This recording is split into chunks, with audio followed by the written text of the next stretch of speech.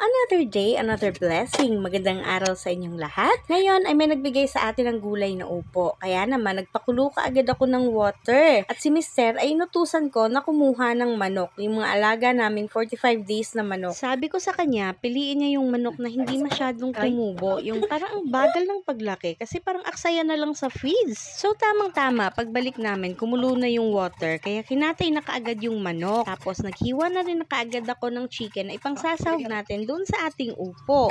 Naghiwa rin ako ng kamatis, bawang, sibuyas at red bell pepper. At binalatan ko na kaagad yung ating upo. Tapos tinanggal ko yung buto sa gitna. Tapos hiniwa ko siya ng paganyan. Hindi ko alam anong tawag dyan, basta paganyan. At simulan na natin ang pagisa ng upo. At dito tayo mag-start sa pagisa ng ating sibuyas. Ako, inuuna ko talaga yung sibuyas kasi pag inuuna ko yung bawang, parang ang bilis masunog. Pag si Mister naman ang nagluluto, inuuna niya yung bawang. Tapos yung sibuyas ang next. So ako, ito yung style ko.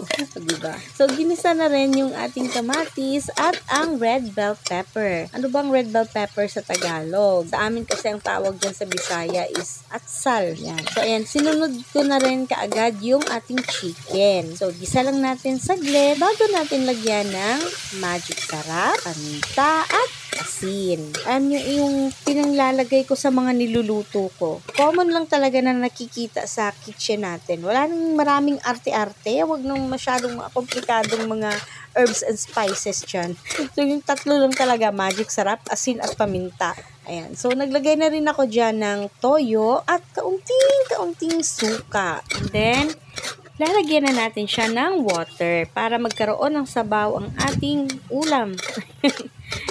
Ulam, sabaw is life. So, ayan, tatakpan natin para na din mas maluto pa yung chicken. So, kapag kumulo na, titikman natin syempre kung tama na yung timpla, kung medyo maalat ba. Kasi kung maalat, pwede nating dagdagan ng water. Or kung matabang pa, pwede tayong magdagdag ng salt. Ako, kaunting alat lang talaga yung kulang, kaya toyo lang yung inilagay ko. Pangdagdag color na rin. At inilagay ko na yung ating upo. So, ayan, hinalo ko lang saglit, and then tatakpan ulit, and hintayin natin hanggang sa medyo mag-translucent yung ating upo. Na ibig sabihin, ay luto na siya, and ready to serve na ang ating, ano bang tawag sa recipe na upo with chicken, or chicken with ubo.